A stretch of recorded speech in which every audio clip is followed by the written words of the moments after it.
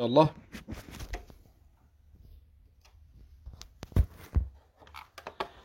Alhamdulillahi Rabbil Alameen. Wa sallallahu wa sallam wa baraka ala nabiyyina Muhammad wa ala alihi wa sahbihi ajma'in. Rabbi shrah li sadri wa yassir li amri wa hlul 'uqdatan min lisani yafqahu qawli. Donc dernier cours on a parlé un peu, on a fait un peu une introduction parlant des maîtres Ali. Qui sont-ils? Quand sont-ils apparus? Qui sont les gens qui les représentent, les savants qui les représentent, où sont-ils présents? Et aussi on a parlé de l'jarh wa ta'dil. Qu'est-ce que le jarh wa ta'dil? Comment est-ce que les maîtres Ali s'appliquent à eux-mêmes ou croient que le jarh wa ta'dil s'applique à ce qu'ils font, à leurs croyances?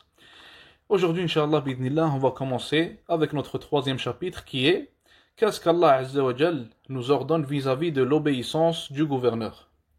Et il faut savoir que là, on va commencer à rentrer dans les principes, dans les aspects qui font partie de la croyance des maîtres Ali. Et nous allons, Inch'Allah, comme on l'a dit dans le cours précédent, juger ces aspects-là, juger ces croyances que les maîtres Ali ont, et voir si ces croyances sont réellement les croyances sur lesquelles était le prophète alayhi salatu wassalam et ses compagnons. On va voir si ces croyances-là sont, ou plutôt concordent avec le Coran, s'ils concordent avec la Sunna, et s'ils concordent avec les salafs. Et comme on a dit, si ça concorde, alors Inch'Allah, on sera les premiers à être des maîtres Ali. Mais si ça ne concorde pas, cela voudra dire que ces gens-là ont des croyances déviantes. Et comme on a dit dans de précédents cours, tous ceux qui ont une croyance déviante sortant de la croyance de Ahlus Sunnah wal Jama'a, alors ils sont considérés comme des innovateurs. Donc ce que je veux vous dire, c'est qu'Inch'Allah, ces points-là, desquels on va parler, vont nous dire si cette secte-là est vraiment une secte, s'ils ne font vraiment pas partie de Ahlus Sunnah wal Jama'a, et s'ils sont réellement des innovateurs, selon le résultat qu'on va avoir après avoir jugé leur croyance, Inch'Allah. Donc, ce troisième chapitre, il est divisé en 4 points. On va le diviser en 4 points, Inch'Allah, pour se faciliter la compréhension. Il faut savoir que chaque point est lié à l'autre. Le premier point qu'on va voir, Inch'Allah, c'est que le droit qui passe avant tous les droits en islam est le droit d'Allah subhanahu wa ta'ala. Le deuxième point, on va voir ce qu'Allah Azza wa Jal nous a ordonné vis-à-vis du gouverneur et de quelle manière il nous a ordonné cela. Le troisième point, on va voir qui est ce gouverneur à qui l'obéissance elle est due. Et le quatrième des points, Inch'Allah, on va voir la déviance des maîtres Ali en citant quelques exemples en ce qui concerne l'obéissance du gouverneur, Inch'Allah, en demandant à Allah Azza wa Jal de nous accorder, le succès. Donc, premièrement, il faut savoir qu'en islam, on a une règle. C'est que le droit qui passe avant tous les autres droits, c'est le droit d'Allah Azza wa Jal. Le droit d'Allah passe avant le droit des parents, le droit d'Allah passe avant le droit de l'époux, et le droit d'Allah passe aussi avant le droit du gouverneur.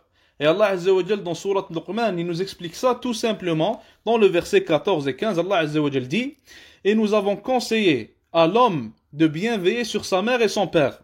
Sa mère l'a porté difficulté sur difficulté, et son sevrage est à 2 ans. Sois reconnaissant aussi bien à moi qu'à ta mère et à ton père, le retour est vers moi. Ici dans le verset 14, Allah Azza wa Jal nous parle de ce que l'homme doit à ses parents, et de la difficulté qu'ont eu ces parents-là à élever cet homme. Donc cet homme-là leur doit beaucoup, et ils ont un grand droit sur toi. Et après Allah Azza wa Jal, dans le verset 15, nous montre à quel point le droit d'Allah, il est beaucoup plus important, même si le droit de ces parents-là est très important. Allah Azza wa Jal dit: si tous deux te forcent à m'associer ce dont tu n'as aucune connaissance, alors ne leur obéis pas. Clairement, simplement, Allah Azza wa Jal te dit, ces gens-là ont beaucoup de droits sur toi. Tes parents ont un grand droit sur toi. De la même manière, l'époux, il a un grand droit sur l'épouse. De la même manière, le gouverneur a un grand droit sur les gouvernés, sur les musulmans. Mais chacune de ces personnes-là reste des créatures d'Allah Azza wa Jal. Et le créateur, c'est à lui que tu dois obéir de façon inconditionnelle. Donc Allah Azza wa Jal te dit, si tous deux te forcent à m'associer ce dont tu n'as aucune connaissance, voulant dire tes parents qu'ils ont un grand droit sur toi, alors ne leur obéis pas. Et obéis plutôt à Allah subhanahu wa ta'ala. Le dernier bout, obéir à Allah subhanahu wa ta'ala, je l'ai rajouté moi-même, il ne fait pas partie du verset. Et le prophète alayhi salatu salam, dans un hadith rapporté par l'imam Ahmed, il a dit: il n'y a pas d'obéissance à une créature dans la désobéissance du créateur. Rapporté par Imran ibn Hussein radiyallahu anhu. Aussi, bien sûr, il y a d'autres versets, il y a d'autres preuves, mais on va citer seulement cela, Inch'Allah. Donc, ce qu'on peut tirer de cela, c'est premièrement la première règle qu'on veut établir, la première idée qu'on veut avoir, Inch'Allah, c'est qu'en islam, le droit qui passe avant tous les droits, c'est le droit d'Allah subhanahu wa ta'ala. Maintenant, on passe au deuxième point, Inch'Allah. Allah Azza wa Jal nous a ordonné d'obéir au gouverneur. Oui, mais de quelle manière? Et la réponse, elle est simple, elle est trouvable dans Surat An-Nisa, verset 59. Allah Azza wa Jal nous dit: ô les croyants, obéissez à Allah et obéissez aux messagers et à ceux d'entre vous qui détiennent le commandement. Puis, si vous vous disputez en quoi que ce soit, renvoyez-la à Allah et aux messagers, si vous croyez en Allah et au jour dernier. Ce sera bien mieux et de meilleure, interprétation et aboutissement. Ce qu'on peut prendre de ce verset, premièrement, Allah Azza wa Jal dit: obéissez à Allah. Puis après, il dit: et obéissez aux messagers. Mais quand ça vient à Wali al-Amr, quand ça vient au gouverneur, Allah Azza wa Jal ne dit pas: et obéissez au gouverneur. Mais il dit plutôt: et à ceux d'entre vous qui détiennent le commandement. Allah Azza wa Jal n'a pas parlé d'obéissance. Les savants du tafsir et les savants en général expliquent cela en disant qu'Allah Azza wa Jal te dit d'obéir à Allah de manière indépendante. Et il te dit d'obéir au messager sallallahu alayhi wa sallam, encore une fois, de manière indépendante. Mais pour ce qui est d'obéir à ceux qui détiennent le commandement, alors leur obéissance, elle est dépendante de l'obéissance d'Allah subhanahu wa ta'ala et de son messager alayhi salatu wassalam. L'obéissance à celui qui a le commandement est liée à l'obéissance à Allah Azza wa Jal et à l'obéissance au prophète sallallahu alayhi wa sallam. Pour ça qu'Allah Azza wa Jal n'a pas dit à propos de ceux qui détiennent le commandement et obéissez à ceux qui détiennent le commandement. Il a plutôt seulement dit et à ceux qui détiennent le commandement. Donc comme on a dit plus tôt, on tire de cela que leur obéissance elle est conditionnelle et qu'elle est conditionnelle à l'obéissance d'Allah Azza wa Jal et de son prophète alayhi salatu wassalam. Donc si le gouverneur t'ordonne de désobéir à Allah Azza wa Jal, tu n'as pas à lui obéir à propos de cela. Et ceci est expliqué dans un autre hadith du prophète alayhi salatu wassalam où il a dit: même si un esclave d'Abyssinie vous gouverne en vous dirigeant avec le Coran,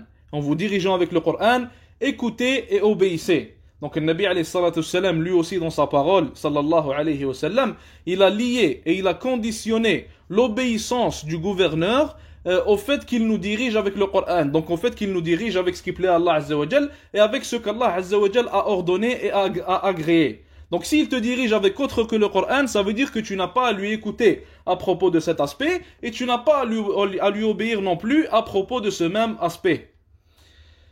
Un autre hadith qu'a rapporté l'imam Ahmad, rahimahullah, selon un récit de Ali, radiyallahu anhu, il dit que le messager d'Allah, sallallahu alayhi wa sallam, envoya une expédition et désigna un Ansari à sa tête, l'un des Ansar. Quand les hommes partirent pour leur mission, leur commandant se mit en colère contre eux pour une raison quelconque.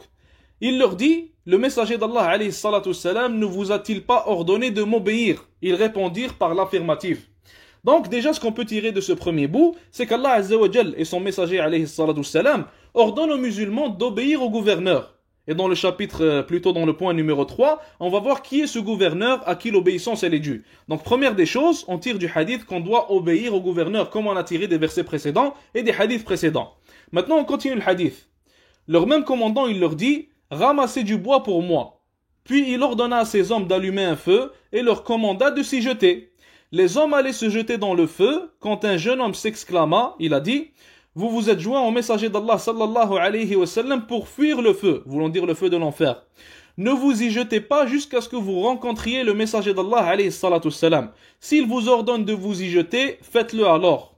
Donc là, deuxième partie du hadith, on en tire un autre bénéfice, c'est que les Sahaba radiyallahu anhum, leur compréhension de l'obéissance au gouverneur était celle qu'on vient d'expliquer. L'homme il a dit: si le prophète alayhi salatu wassalam vous dit de le faire, alors faites-le. Il n'a pas directement obéi au commandant qui est un peu leur gouverneur temporaire. Il ne lui a pas obéi aveuglement. Plutôt il a dit: on va aller voir si le prophète alayhi salatu wassalam il approuve ce qu'il vient de dire, ce que le commandant vient de nous dire, ce que celui qui a le commandement, ce que Wali al-Amr nous dit. Alors dans ce cas-ci on va lui obéir. Mais sinon il n'y a pas d'obéissance. Ça c'était la compréhension de Sahaba radiyallahu anhum. On continue le hadith. Ils retournèrent au messager d'Allah sallallahu alayhi wa sallam et l'informèrent de l'incident. Il leur dit alayhi salatu wassalam: si vous vous y étiez jeté, vous ne l'auriez jamais quitté, car l'obéissance n'est pas applicable pour ce qui est, excusez-moi, de droit. Troisième chose qu'on tire du hadith, le Nabi alayhi salatu salam dit clairement ici que l'obéissance au gouverneur est due seulement dans ce que Allah azza wa jal approuve et agrée. Donc si le gouverneur te dit de désobéir à Allah azza wa jal, tu n'as pas à lui obéir à propos de cet aspect-là. S'il te dit de faire le contraire que ce qu'Allah azza wa jal te dit de faire, alors encore une fois, tu n'as pas à lui obéir dans ce cas-ci. Aussi, un autre athar de Abu Bakr radiyallahu anhu, quand le messager d'Allah alayhi salatu salam est mort, les habitants de Médine se sont réunis à la mosquée et ils ont fait allégeance à Abu Bakr radiyallahu anhu. Et celui-ci a prononcé un discours après qu'il soit devenu le nouveau khalifa. Il a dit dans son discours, et ce discours-là il est très important car il nous montre encore une fois que Sahaba radiyallahu anhum ils avaient une certaine croyance et que les maîtres Ali ont contrarié et contredisent cette croyance qu'avaient Abu Bakr, Omar, Uthman et Ali et le restant de Sahaba radiyallahu anhum. Donc Abu Bakr il a dit: ô gens, j'ai été élu comme chef sans être le meilleur parmi vous. Si vous trouvez que j'agis avec justesse, assistez-moi. Et si vous trouvez que je m'abuse, corrigez-moi. Abu Bakr radiyallahu anhu, dans ce discours, il n'a pas seulement dit que si vous voyez que je vous ordonne du mal, alors ne m'obéissez pas. Il a même ajouté une autre chose. Il a dit: si vous voyez que je vous ordonne du mal et que je m'abuse, alors corrigez-moi. Donc en plus de lui désobéir à propos de ce mal, à propos de ce haram, Abu Bakr radiyallahu anhu te dit de lui désobéir. Maintenant une question est posée au maître Ali. Quelle est votre réponse à propos de ces hadiths? Comment comprenez-vous ces versets, ces hadiths, ces athars de Abu Bakr radiyallahu anhu? Une deuxième question aussi nous vient, c'est que Abu Bakr radiyallahu anhu, c'était le meilleur homme à marcher sur terre après les prophètes alayhim salatu salam. Donc si le meilleur des hommes à avoir plutôt, marché sur terre après les prophètes, te dit de le corriger s'il s'abuse, alors qu'en est-il de ceux qui sont vivants de nos jours? Maintenant notre troisième point, Inch'Allah. Qui est ce gouverneur à qui l'obéissance est due? À qui doit-on appliquer ces hadiths et ces versets et sur qui s'applique-t-il? Il faut savoir que l'obéissance est due au gouverneur musulman, qu'il soit juste ou injuste, tant qu'il est encore considéré comme un musulman. L'imam Muslim rahimahullah rapporte dans son sahih un hadith selon Salama radiyallahu anha. Elle a dit que le messager d'Allah sallallahu alayhi wa sallam a dit: il y aura après moi des dirigeants dont vous allez approuver et condamner les œuvres. Celui qui approuve du bien est innocent. Celui qui condamne le mal est sauf. Mais malheur à celui qui est satisfait et suit dans le mal. Donc avant de continuer le hadith, on tire encore une fois, le Nabi alayhi salatu salam, il dit: celui qui condamne le mal est sauf. Le Nabi alayhi salatu salam ne te dit pas d'obéir à leur mal et de leur obéir dans le haram, il te dit plutôt de condamner ce mal. Et tu seras sauf après l'avoir condamné. Et puis après il te dit: mais malheur à celui qui est satisfait et suit dans le mal. Wal'iyadu billah. On continue le hadith. Ils dirent, Sahaba radiyallahu anhum ont dit au prophète alayhi salatu salam: ô messager d'Allah, ne devons-nous pas les combattre? Le prophète alayhi salatu salam a répondu en disant: non, tant qu'ils font la salat. Nous, ce qui nous importe dans le hadith, ce n'est pas combattre ou pas combattre, mais plutôt, le Nabi alayhi salatu salam, il te dit ici: tant qu'ils font la prière, alors tu leur obéis. Tant qu'ils font la prière, alors tu les écoutes. Et comme on sait déjà, la prière est l'un des annulatifs de l'islam pour celui qui ne la fait pas. Celui qui délaisse la salat, alors il est très certainement tombé dans le shirk. Et un autre hadith rapporté aussi par l'imam Muslim dans son sahih nous confirme cette compréhension. L'imam Muslim a rapporté selon Junada ibn Abi Umayya radiyallahu anhu qu'il a dit: nous sommes entrés chez Ubada ibn Samit alors qu'il était malade. On lui a dit: qu'Allah te guérisse, cite-nous un hadith que tu as entendu du messager d'Allah sallallahu alayhi wa sallam. Il dit: le messager d'Allah nous a appelés, puis nous lui avons donné allégeance. Il a pris notre serment qui mentionnait qu'on devait écouter et obéir dans ce que nous aimons comme dans ce qui nous déplaît, dans la difficulté comme dans l'aisance, et même si on se donne des privilèges dans la dunya à notre détriment, et de ne pas disputer le commandement à celui qui le détient. Et puis maintenant il va ajouter une chose très importante. Puis il dit: excepté si vous voyez un kufr clair au sujet duquel vous possédez une preuve venant d'Allah subhanahu wa ta'ala. Donc, dans le cas où le gouverneur n'est pas musulman, dans le cas où le gouverneur fait une chose qui le fait quitter l'islam, dans ce cas-ci, l'obéissance ne lui est pas due, elle est plutôt seulement due aux musulmans, comme le confirment ces hadiths-là. Maintenant, il faut savoir qu'il y a deux termes pour parler du gouverneur en arabe. On a le terme wali al-amr et on a le terme hakim. Les deux veulent dire le gouverneur, les deux signifient la personne qui gouverne. Sauf que ces deux termes sont différents. Ces deux termes ne s'appliquent pas à tout le monde. Il faut savoir que tout hakim est un wali amr, mais ce n'est pas tous ceux qui sont wali amr qui sont aussi des hukam. Car le wali al-amr est le gouverneur légitime. Et le hakim c'est un gouverneur mais pas nécessairement légitime. Et celui qui gouverne est appelé wali al-amr, celui qui est considéré comme légitime, et celui qui gouverne bien sûr les musulmans par le Coran, ça c'est l'une des conditions, mais il y a aussi d'autres conditions à propos de ce hakim-là, ou plutôt de ce wali al-amr, excusez-moi. La première des conditions qu'on va avoir, c'est qu'il soit un homme. Bien sûr, il y a consensus chez les savants qu'une femme ne peut gouverner les musulmans, comme le Nabi alayhi salatu wassalam l'a clairement cité dans le hadith.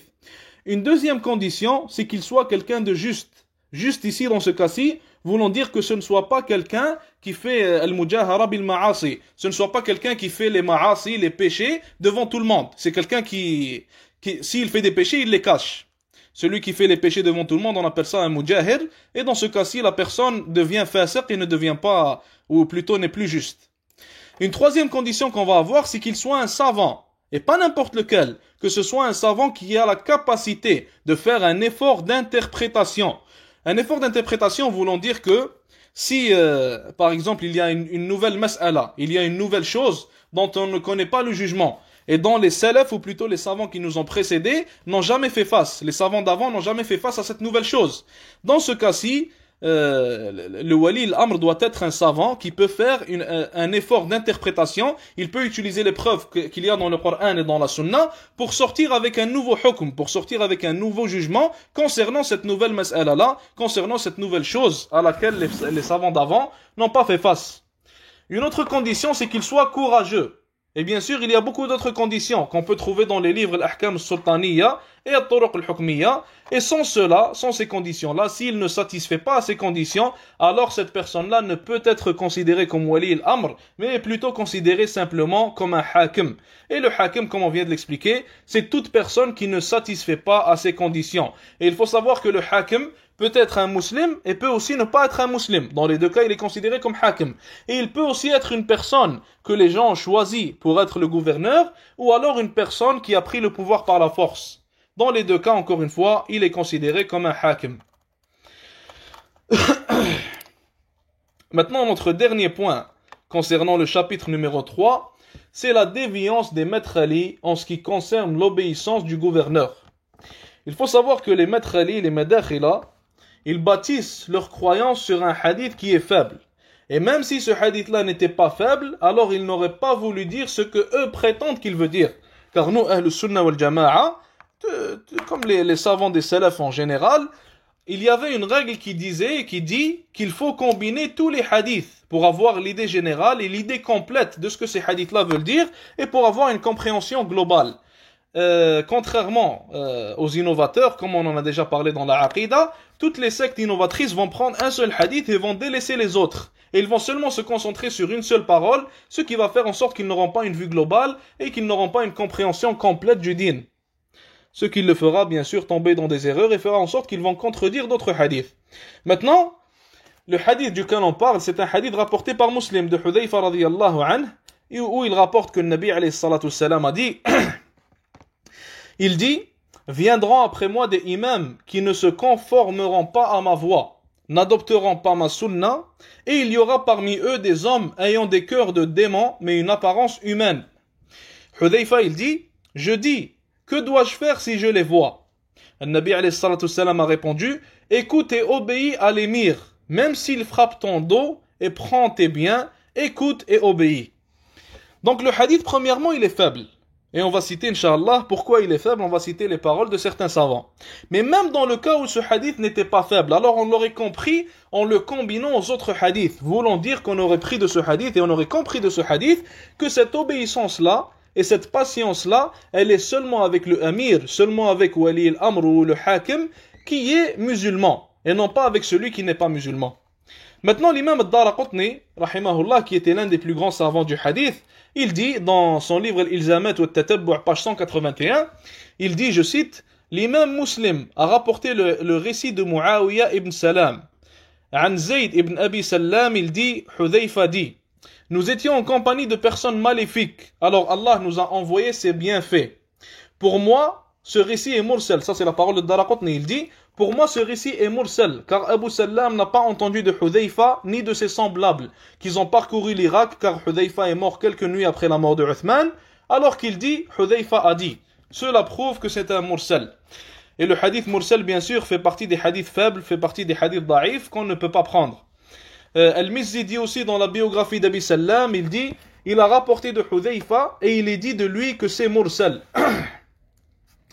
Cheikh Muqbil Louadi'i, qui est mort il y a quelques années, il dit, et dans le récit de Hudayfa, un ajout qui n'est pas présent dans le récit de Hudayfa sur lequel il y a eu approbation.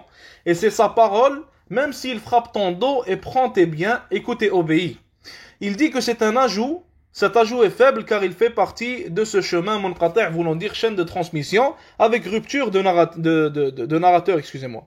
Donc l'idée générale, on est en train de dire beaucoup de choses, mais l'idée générale de tout ce qu'on vient de dire, c'est que le hadith il est faible pour ces savants-là.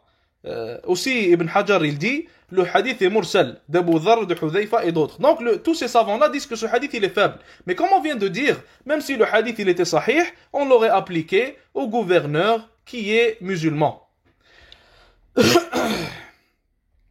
Maintenant, on va donner quelques exemples de la malcompréhension et de la déviance des maîtres Ali concernant l'obéissance au gouverneur.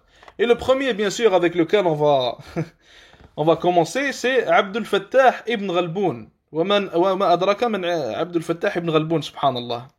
Cette personne-là, c'est un Libyen. Un jour, il était dans une entrevue. Il a dit qu'il faut obéir au gouverneur. Et puis après, il a regardé la caméra, il a dit, et même si le gouverneur nous ordonne de faire un péché, alors on va le faire. Wal'iyadu billah. Il contredit clairement tous les hadiths qu'on vient de citer, il contredit clairement tous les versets qu'on vient de citer, il contredit clairement la croyance sur laquelle étaient Abu Bakr, Omar, Uthman et Ali. Mais il n'est pas le seul. On a aussi Abdullah al-Ubaylan qui dit, wal'iyadu billah, lui, il donne des droits à son gouverneur qu'Allah Azza wa Jal ne lui a pas donné. Il dit que il n'est pas permis d'appeler à Allah ou d'étudier la religion ou de l'enseigner sans l'autorisation du gouverneur. Le Nabi alayhi salatu salam, d'après Anas radiyallahu anhu, dit apprendre la science est une obligation pour chaque musulman. Et Abdullah al-Ubaylan, il te dit non. Il te dit pour apprendre la science, tu dois demander à Wali al-Amr avant tout. Wal'iyadu billah. Leur cheikh Salim Tawil aussi, il dit qu'il est interdit de délaisser l'achat des produits d'Israël, par exemple, car seulement le gouverneur peut nous ordonner de faire une telle chose. Et certains d'entre eux, ils ont dit qu'il faut obéir au gouverneur inconditionnellement, sans poser aucune question. Il y avait une vidéo de 2 maîtres Ali, subhanallah, ils étaient en train de parler, ils ont dit, si le gouverneur t'ordonne de faire une chose, alors tu n'as rien à dire, tu n'as même pas à penser. Ils ont dit, si le gouverneur te dit de faire telle ou telle chose, alors il est comme le prophète alayhi salatu salam, quand il a dit à Sahaba de rester sur la montagne le jour de Uhud. Et le fait que Sahaba sont descendus et ont désobéi au prophète alayhi salatu salam, selon ce maître là, il dit, à cause de cela, regardez ce qui est arrivé après, à Uhud. Et si nous on désobéit au gouverneur, il va nous arriver la même chose selon ce maître là. Donc regardez comment ces gens-là, ils donnent le statut du prophète alayhi salatu salam au gouverneur. Ils donnent des attributs, si on peut dire ça comme ça, à leur gouverneur qu'Allah Azza wa Jal ne lui a pas donné. Et que le Nabi alayhi salatu salam ne lui a pas donné non plus, subhanallah. Et comme on a vu bien sûr, Abu Bakr radiyallahu anhu te dit clairement, si je fais du mal, si je t'ordonne du mal, alors corrige-moi. Mais eux ils te disent, si le gouverneur ne te laisse pas faire une obligation qui est talab al-ilm, alors tu n'as pas à la faire. Wal'iyadu billah. Donc ici on voit clairement, sans aucun doute, que ces gens-là entrent en contradiction avec le Coran, ils entrent en contradiction avec la Sunna, ils entrent en contradiction avec la croyance des salafs. Donc sur ce point-là, clairement, sans aucun doute, comme j'ai dit, et celui qui veut me répondre, si un maître Ali il veut commencer à répondre ou quoi que ce soit, alors il aura à répondre au Coran, à la Sunna, et il aura à répondre aux savants avant de me répondre à moi. Et s'il veut répondre, il a apporté ses preuves tout simplement. Donc comme j'ai dit, ils entrent clairement en contradiction avec le Coran, la Sunna, la parole des salafs, ce qui fait d'eux des innovateurs wal-'iyadu billah sur cet aspect-là. Et après, Inch'Allah, on passera à d'autres aspects. Je pense qu'on va arrêter là pour aujourd'hui, Inch'Allah, car le prochain cours, on va passer au chapitre 4 et 5 qui sont liés. Le chapitre 4, ça va être qu'est-ce que le khuruj Et est-ce que le khuruj par la langue existait chez les salafs et les gens de la sunna? On va aussi voir quel est le jugement de faire le khuruj contre le gouverneur, Inch'Allah. Est-ce qu'il y a des questions, des commentaires?